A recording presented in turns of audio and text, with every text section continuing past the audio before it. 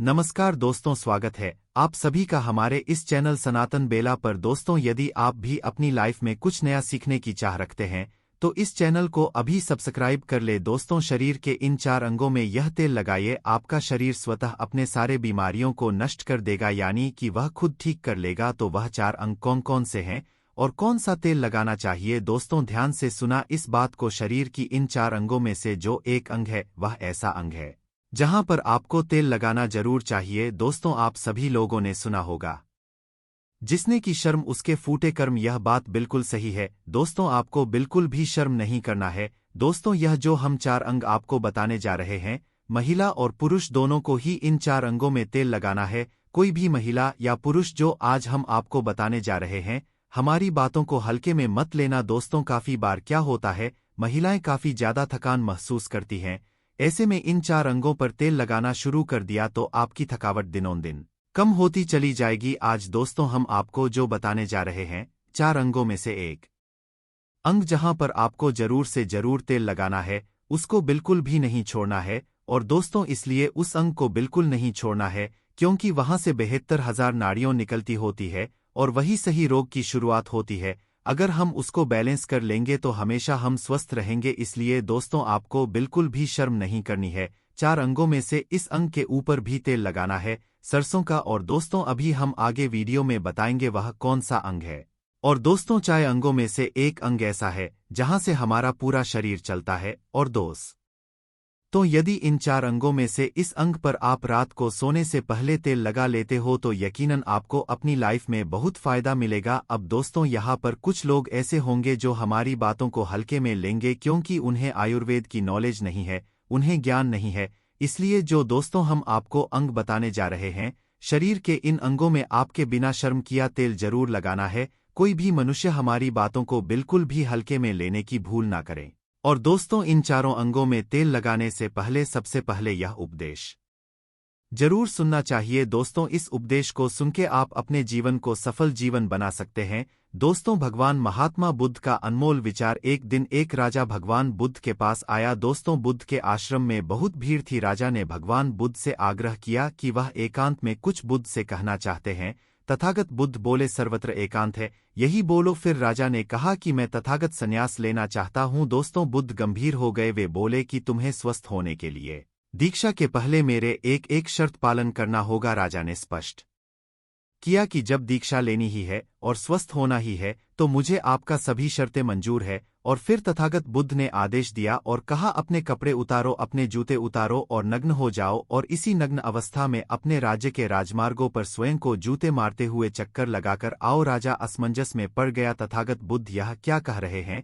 मैं एक राजा हूं, इस तरह से मैं नग्न हूंगा और नग्न होकर अपनी ही सड़कों पर कैसे खुद को जूते मारते हुए चक्कर लगाओ? लेकिन फिर भी राजा को संतुष्ट होना था तो उन्होंने भगवान बुद्ध की शर्तें मान ली और वे वैसा ही करने के लिए निकल पड़ा। राजा ने वैसा ही किया। वह नग्न होकर स्वयं को जूते मारते हुए राजधानी की सड़कों पर दौड़ने लगा। और यहाँ उसके चले जाने पर शिष्यों ने बुद्ध से कहा कि भंते, जब हम आपसे दीक्षा लेने आए थे तब आपने तो ऐसी कठोर शर्त नहीं लगाई थी। आप तो स्वयं करुणा अवतार है, फिर आपने राजा के साथ ऐसा कठोर व्यवहार क्यों किए? तब भगवान तथागत बुद्ध बोले, जब तुम लोग संन्यास लेने आए थे तब तुम्हारे अहंकार बहुत बड़े नहीं थे, इसलिए तुम लोगों से घर घर भिक्षा न करवाकर ही काम बन गया। यह तो एक बड़े राजा है, इसका अहंकार भी बहुत बड़ा है। इसलिए जितनी बड़ी रोग उतनी बड़ी दवा, इसलिए महारोगी दवा भी अधिक शक्तिशाली होती है। इसी कारणवश मैंने इनका परीक्षा भी इतना कठिन किया है। राजा जब इस दशा में अपने प्रजा के सामने से गुजरेगा तो उसका अहंकार चूर चूर हो चुका होगा। राजा ने शाम तक शर्त पूरी कर ली और बुद्ध के चरणों में आकर गिर गया और फिर बोला, तथागत, अब तो मुझे आप दीक्षा देकर मुझे स्वस्थ करें। भगवान बुद्ध ने राजा के सिर पर मुकुट रखा और कहा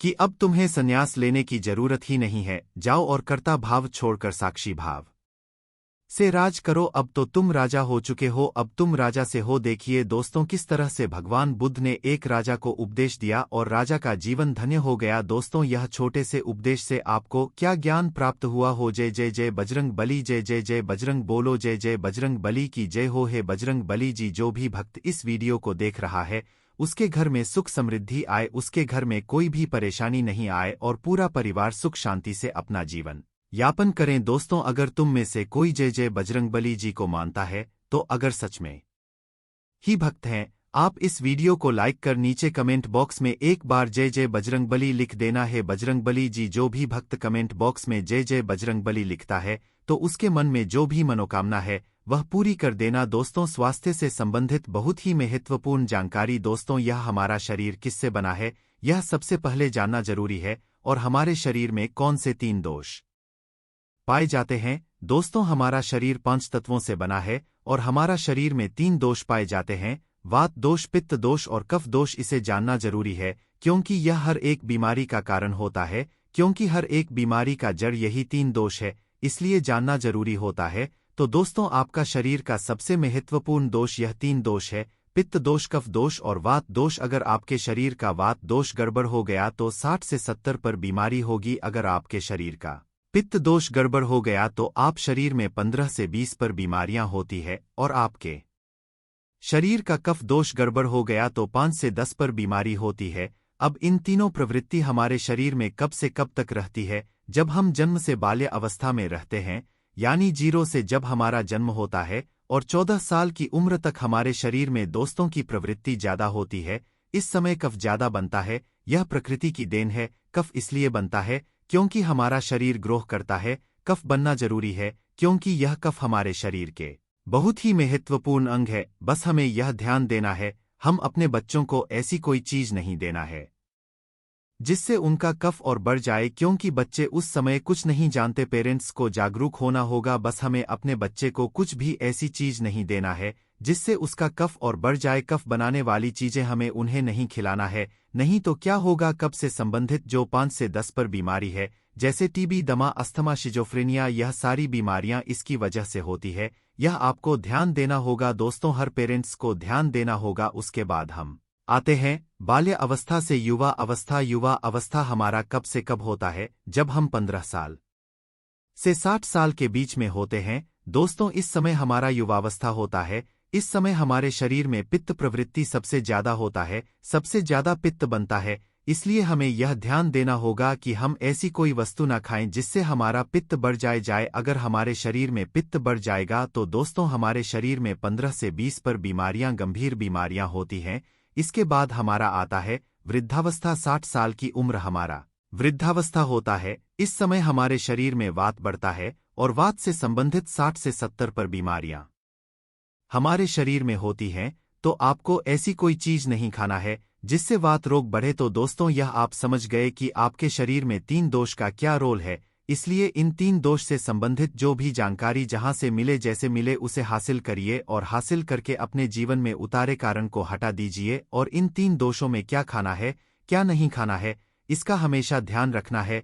इस दोष को बढ़ाने वाले चीजें कभी मत खाएगा। अब 3 दोस्त के बारे में जान गए, अब यह जानिए आपका शरीर 5 तत्वों से बना है। दोस्तों, आपका शरीर 5 तत्वों से बना है और इन 5 तत्वों में प्रोटीन, विटामिन, सारे तत्व आते हैं।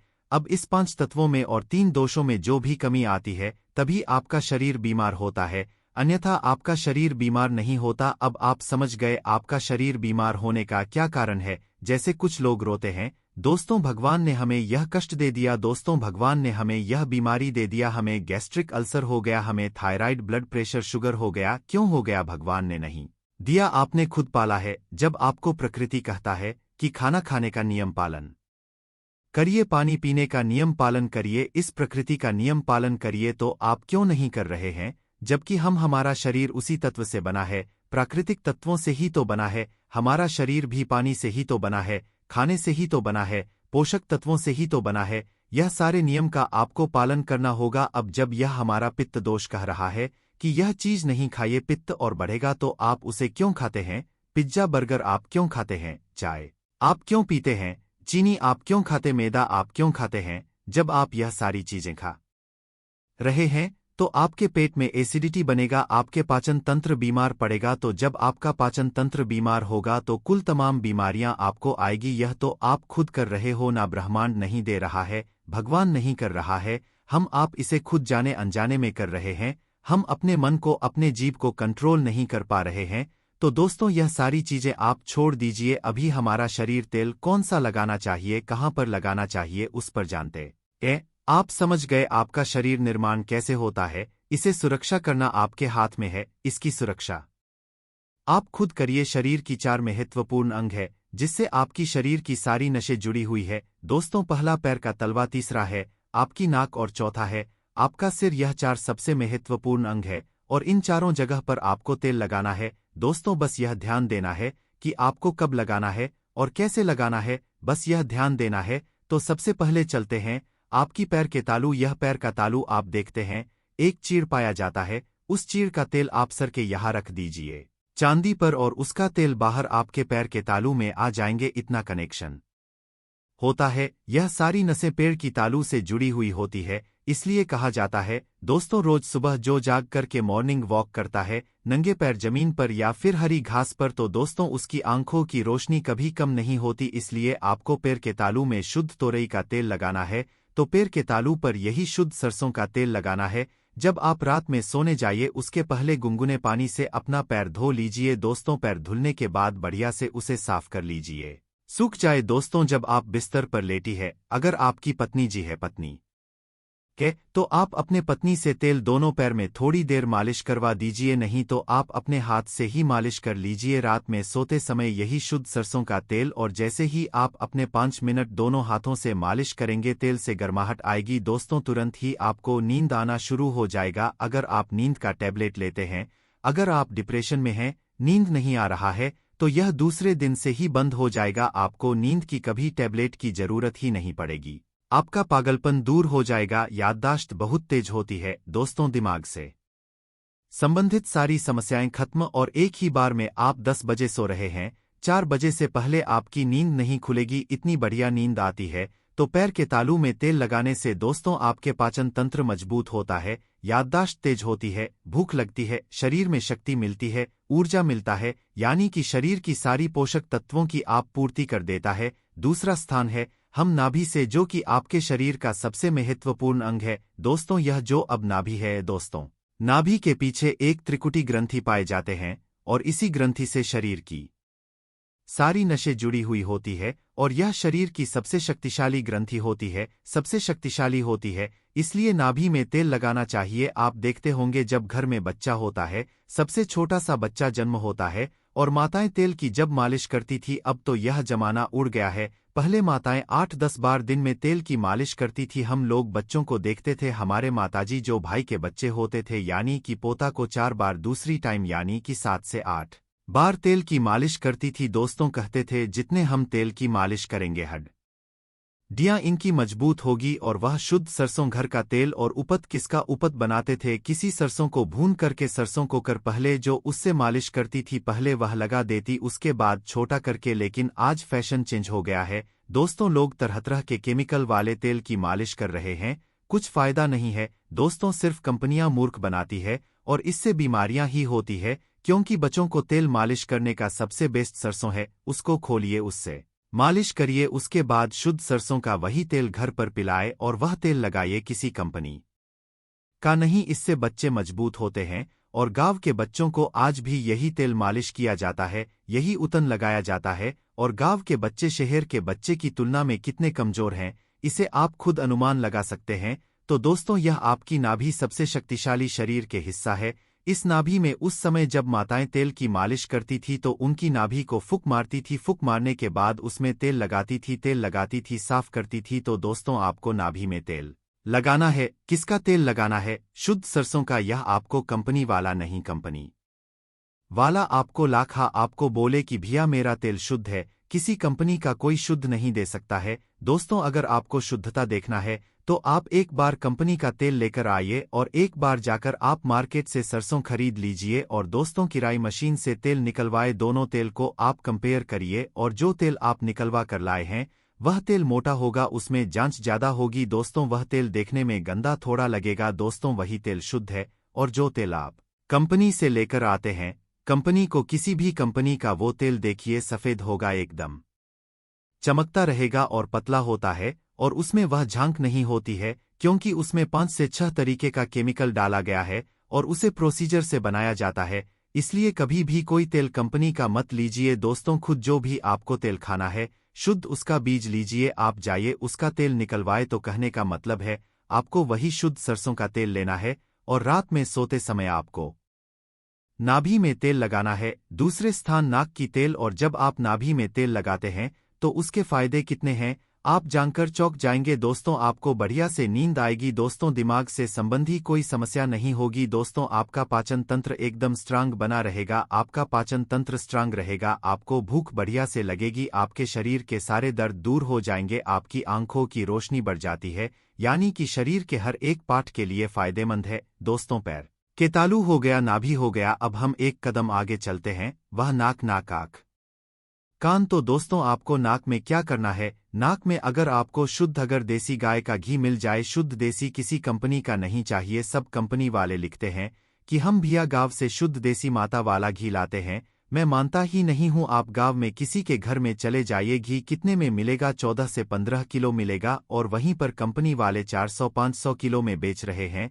और कुछ कंपनी वाले लोग उसी नाम पर हम गाय का देसी घी, घर का शुद्ध घी बेच रहे हैं कहकर 2025 में दे रहे हैं। तो जो भी बिजनेसमैन है, जो भी बिजनेस कर रहा है, वह शुद्ध घी नहीं दे सकता है, सीधी सी बात है। आप जान लीजिए, अगर आपके संपर्क में कोई गांव का आदमी हो तो गांव में चले जाइए, ले लीजिए। या आपका घर में शुद्ध देसी गाय है, उसमें भी शुद्ध देसी गाय का, बाकी किसी गाय का नहीं, अगर उसमें से काली देसी गाय का घी मिल गया तो अति उत्तम है, बहुत बढ़िया। तो शुद्ध देसी गाय का घी एक बूंद दाएं नाक में और एक बूंद बाएं नाक में, दोनों नाक में एक एक बूंद डालना है, दोनों नाक में एक एक बूंद रोज डाली। इसके इतने सारे बेनिफिट्स है, वह बेनिफिट्स में यहाँ पर गिनाते गिनाते थक जाऊंगा दोस्तों। आपका पागलपन दूर हो जाएगा, किसी के अंदर पागलपन है, पागलपन की दवा चल रही है तो दोस्तों 3 से 4 महीने के अंदर पागलपन की दवा बंद हो जाएगी। आपके कान के पर्दे में छेद है तो कान के पर्दे का छेद बिना ऑपरेशन के ठीक हो जाएगा, सिर्फ 3 से 4 महीने में दोस्तों। बाकी कोई दवाई ऐसे नहीं बनी जो आपको ठीक कर दे। आपको नींद की समस्या है,